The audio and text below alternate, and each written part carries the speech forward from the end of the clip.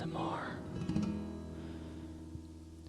Now, I've been watching ASMR videos for years now, and even though it's in my job requirement to play music often and make graphics and film and make videos, I never had the urge or the idea to make ASMR videos till recently. Now, I've watched them nearly nightly, like I said, for years. I figured it's time to try something different.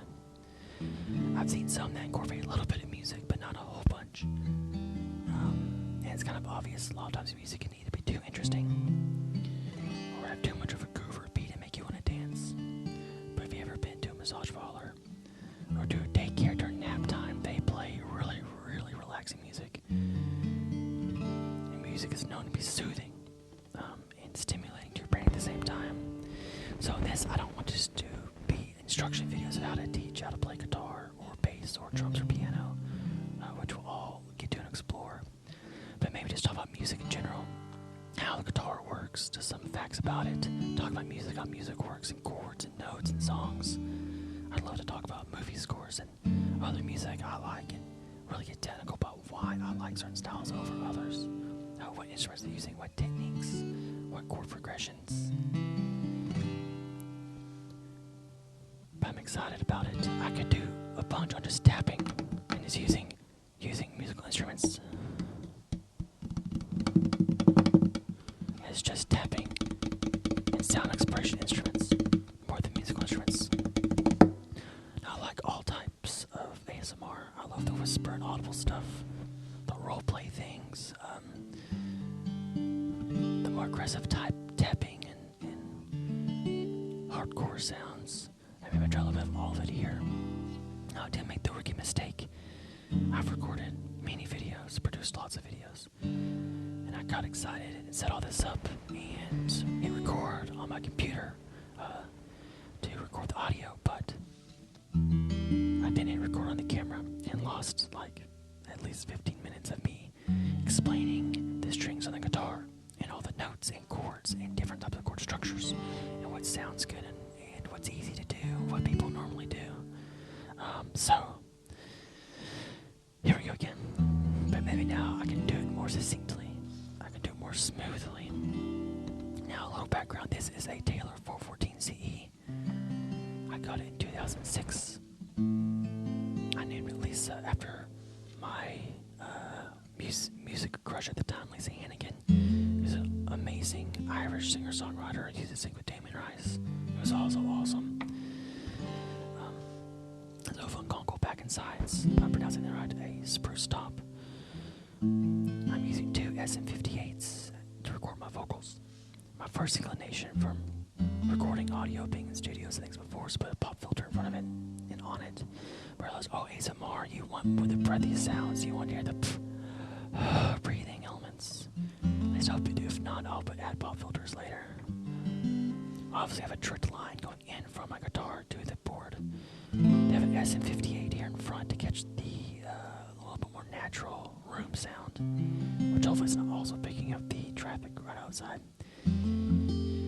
Almost any time you hear recording of a guitar, an acoustic guitar, you are hearing a direct line in and at least one other microphone to capture a little bit of normally a little bit deeper, fuller sound. The more bright you hear, more kind of accurate attack is going to be from the direct in line. Now, start from basics. This is a 6-string guitar, a standard Western guitar. In standard Western music, we have 16 notes.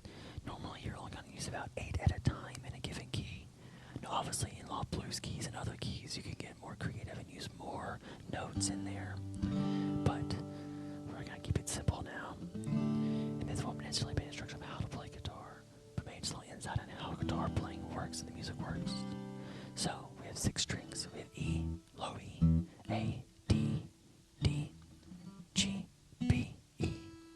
Now, I didn't do this beforehand, but it's close enough to get the point across. I'm playing without a pick, so if it's a little bit of a softer, not quite as harsh sound to help you relax.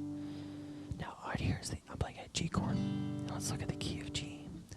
So, a key in most Western music is 8 notes that flow and sound good together in that particular set. So the key of G, that's a G chord. You have G, A, B, C, D, E, F sharp, G. So really it goes all the way from G to high G. Now, a lot of times when you get around a lot of musicians who've been playing for a long time in studios or big sets or big events, they'll talk in numbers. So say, hey, we're going to play a key of G, and we're going to play 1, 5, 6 minor, 4. And luckily, if you heard that, that is one of the most common chord progressions ever. The notes would be like this. So you have a key of G, right? So G would obviously, be number 1, A2, B is 3, C is 4, D is the 5th, E is the 6th, F sharp is the 7th, and G is the 8th. So, if they said 1, 5, 6 minor, 4, you're saying, hey, play a G, because that's the first one. Play the 5th one, it's D. Then in the key of G, E is the minor, or one of the minors. Most keys have 2. So play the 6th minor, because it's the 6th note. And then play the 4th note, which is C. And that chord progression, if you can learn those 4 chords, G, D, E minor, C, you could play, I would say, 80% of the songs written in the last 50 years. Country musicians love these 4 chords. Any combination, you can start on the C. If you want to play 80% of Taylor Swift songs, just play C, G, D, E minor. If you would like a lot of praise and worship stuff, like at a church, some of your worship songs are using some combination of these 4 chords. Now what I'm doing here is I'm not playing the actual for real chords, but I also play the for real chords on those 4. And it would sound like this. G, D, E minor, C. Now if you notice, that sounds different in that I think this sounds a little bit more beginnerish. It doesn't sound quite as smooth or as nice. What I'm doing is you play a G. Normally you put a pinky or ring finger on this bottom string on the 3rd fret. Well, add another one on the B string right above it and leave them there. So now a G chord sounds like from this to this. And then when I play the D, it goes from this to this. The E minor goes from this to this. And then C goes from this to this. Now if I play them together, it sounds a lot smoother because it sounds like this.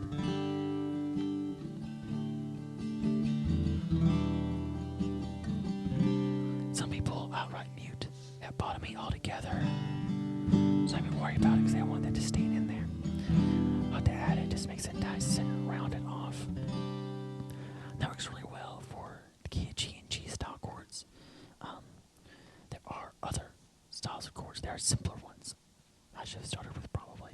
So if you want to play a G chord, like a power chord, that's very common in rock and roll, punk rock, and pretty much all forms of rock use this a lot if they're not in drop D, which is another tuning we could do another time.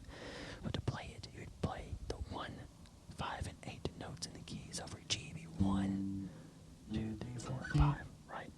And then the 8, which is down here, it's the high, it's basically the whole key up. But luckily, that's also the next note over right here. So I could play G, D, high G, and just power chord. These are really good because they are easy to play, and you can change very quickly. It's also moving up and down the neck. Also, for rock and roll, if you're using a lot of distortion, which most rock and roll does, if you use too many strings and depending on the level of distortion, it will sound very muddy and very just incomprehensible. So a simple chord works better for heavier distortion, and it's really quick and easy to play. There's a style chord Dave Matthews likes to use, and that's kind of based around the key of D. These D chords like this, you could play 3 fingers, but really, a lot of times he'll use 2. He's hitting this low E, leaving the D open, and has a finger on the G string, which, yes, there's lots of guitar jokes about breaking your G but you can really easily, quickly move around just using 2 fingers. And it still has a really good sound, especially I love that B minor right there. So there's probably some Dave Matthews songs you've probably heard using these. And explaining this and talking in an ASMR style while playing is a little bit of a transition than actually singing. I feel like singing is easier than trying to talk ASMR like while playing guitar, but we'll get used to that. But back to these full chords. There's other styles of chords you can play as well. So another common key is C, especially for you piano players out there.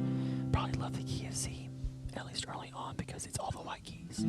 Don't worry about any black keys. It makes it easier to play. What I'm doing here is keeping my pinky on 3rd fret once again on this low E, this high E string, and then on the B string, I'm putting it on the 1st fret. By the way, I just clarified each of these spaces between the line is a fret, and these little dots are basically there to help you keep track of where you're at. So they're on 3, 5, 7, 9, then 12. The 12 is a double dot. You can see it skips 2 spaces here like it does at the top. That's just the way the keys work and the way the notes go up, but it helps you keep track of where you're at. So if I keep a finger there and a finger here, play C. When I go to A minor, I'll skip them there. When I go to F, I'll skip them there. When I go to G, I'll probably bring up my pointer finger on the B string, because it just sounds better than this. Because that sounds unresolved. I want it to sound well resolved. Now if I played it normally, it would sound like this.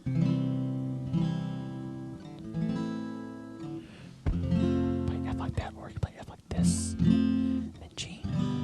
But it just sounds so much smoother and nicer to keep those fingers there and just have a little bit more carryover between chords.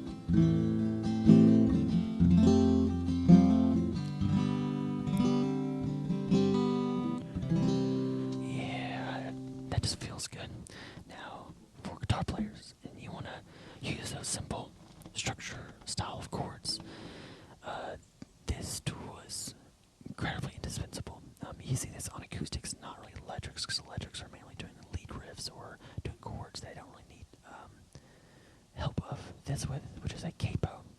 Now, have you seen these? These allow you to play the same style of structure of chord, but in different keys. So if this G key is too low or too high for you to sing in whatever song, but you want to play those same 4 chords, you can just put this up here, let's say on fret 4.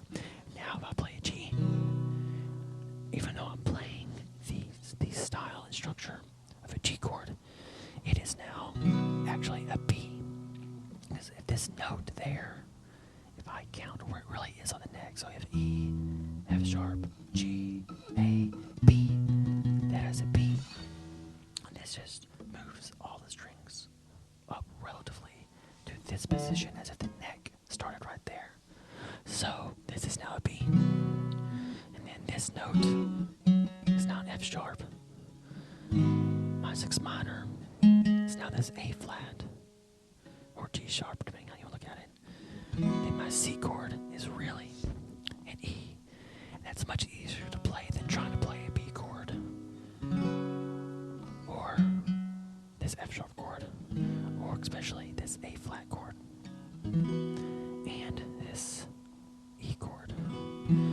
So you see this a lot for singers who want to get the song in the perfect key to match their voice, so fit the tone of the song. They'll move it up, and this works for any chord you're playing. So the C style chords move up now too. Now I'm playing in the key of V.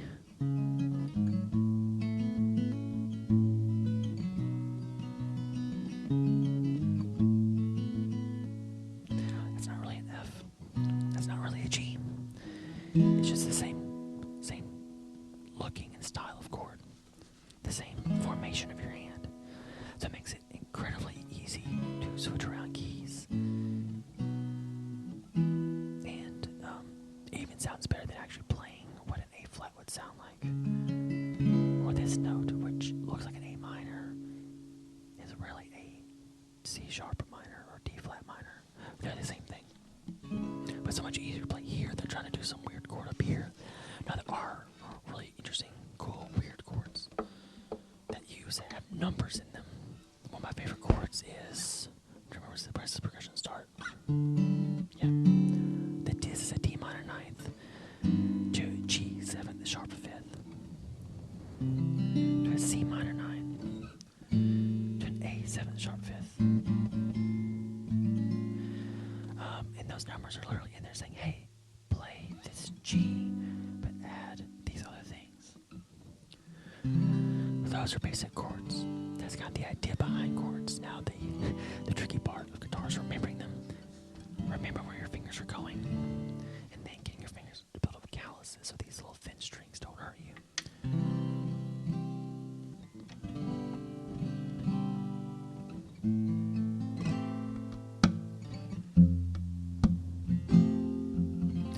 I would sing a little bit here. I'm not a great singer, but I can do okay.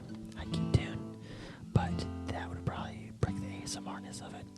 Because to sing well, I'd rather sing too loud. There's other interesting things you can do. There are harmonics, which are basically kind of like overtones that happen when you hold the strings down on certain frets and pluck them. So the string is not ringing out its true note, but it's doing an overtone. So this right here is a B. This is an E. But if I decide to do a harmonic, it's literally a harmony of it. This also happens at the 12th fret. And there are people, it's a lot easier on guitar. You can do it on many frets. You can't tune a guitar by holding down the 5th fret on the string above, and then the string right below it, hitting an open, and it is the same note, or it should be, in standard tuning. But a lot of times, it's especially helpful on electric guitars, because especially with effects or something, it resonates better. But you can do harmonics on the 5th fret right here at the bottom of the 5th fret, the bottom of the 7th fret, and it rings out as the same note.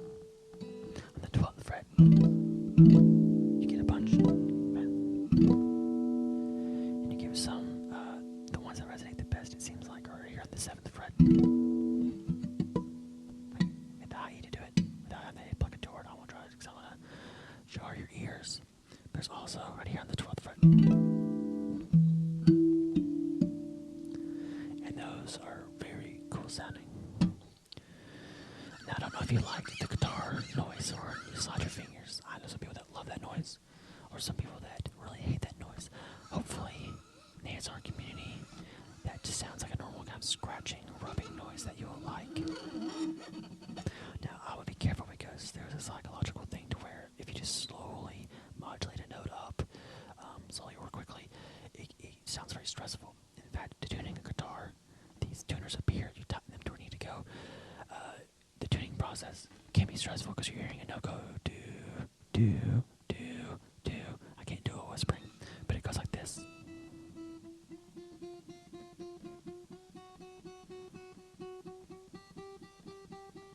Slowly slide it up, it slowly gets up. It sounds, I don't know, it makes me stressful. And there's even musical movies, movie music, where they use this effect, or songs where they're right before a big hit or big drop, they have a longer wah, because it gets your attention. It sounds almost like an alarm, and it's just stressful to most people's minds. Of course, I have oversimplified a lot of this stuff. There's lots of other chords you can play, lots of other styles. You have this E style chord, it's almost like a power chord right here, but I'm leaving a lot of other strings open. B, C minor, A.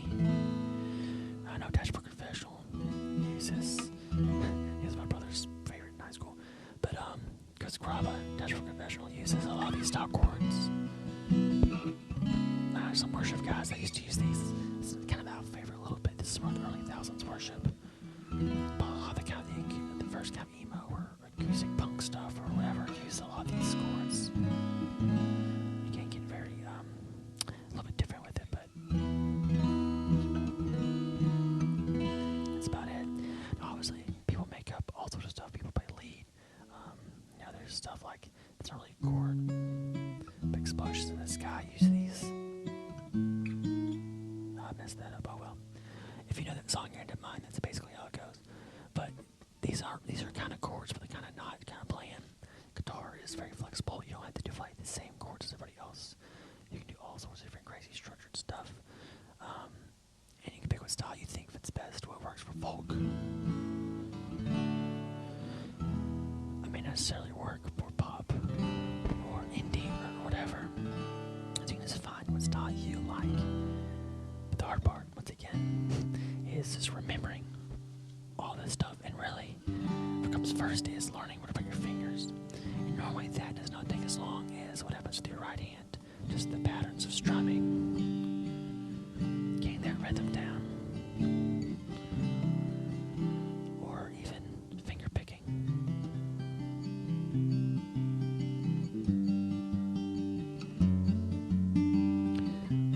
How you see me do a lot, I haven't brought this up yet, is what's called a hammer on and a hammer off. That's when I am making a note ring out, striking a note, by either pushing my finger down onto it, or by releasing it. And that's not using my right hand. Let's play a C chord. I can actually go leave this string open to begin with, and then after I've already plucked it with my right hand, put my finger down on it. So I'm actually hearing it go doo-doo. And that's just a good way to kind of add little flourishes.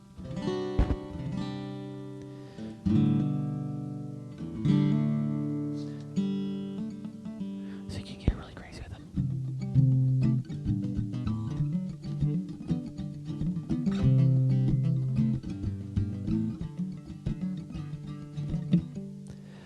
A lot of times we see guys do solos up here, they're going crazy, using two hands. They're doing hammer-ons and hammer-offs. I'm not going to solo on this acoustic. This solo might be a little too energetic and distracting for this. But that is the oversimplified basic version of how a guitar works. I could probably sit here for most of the day and just play different styles of chords for you. I could play that way, or I could play this way. Or I could play this way.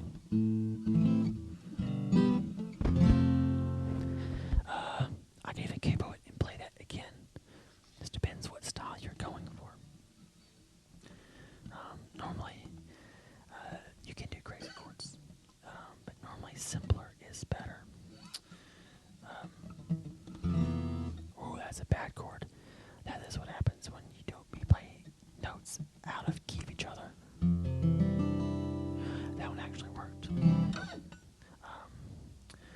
But it's all about just what sounds good, what sounds smooth. If you want a very jarring sound, go for it. But if you want to just play guitar with friends, if you just do it on your own, just want to play along with what you're going to be hearing mostly on the radio or most music you like, it's going to be the style of chords.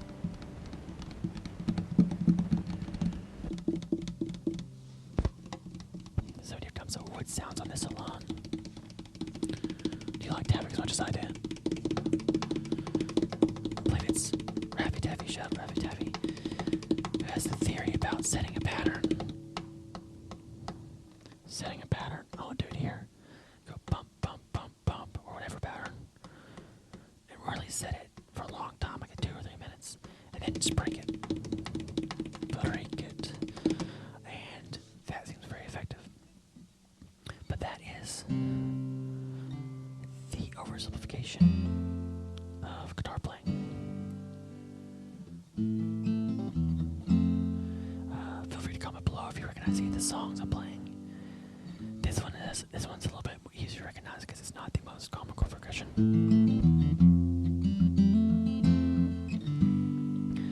It's actually not even a genre I particularly like that much, but I do know that song.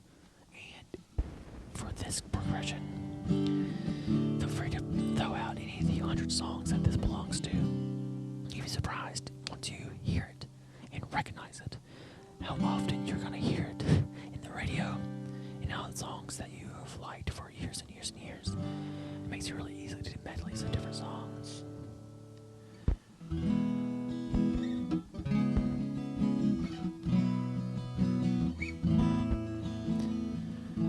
So I may just play a little bit now. If anything strikes my head to play, to explain to you, I may do it. Otherwise, just relax. Let's listen to the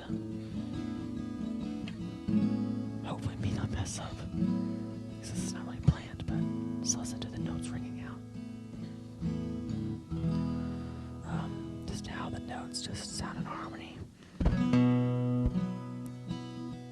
How they go together.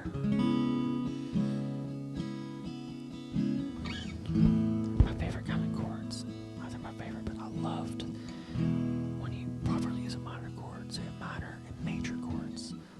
But so what you're hearing are major. Minor chords have a lot more dissonance, which is kind of like they don't resolve as well.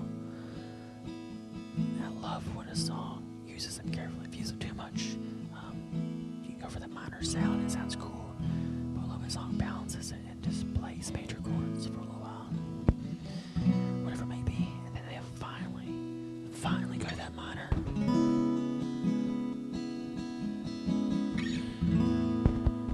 then go back to major and have it resolve. So that famous song, Hallelujah, where it talks about the first, the fifth, or whatever, the minor fall, the major lift. That's what he's talking about. It's about the minor fall when you go to that minor chord. Instead of that dissonance, that emotion, and then you lift it and resolve it with a major chord. If I was playing it in G, I'm building up these majors and hit it. That minor really gives it just an edge. Bring it back to the majors.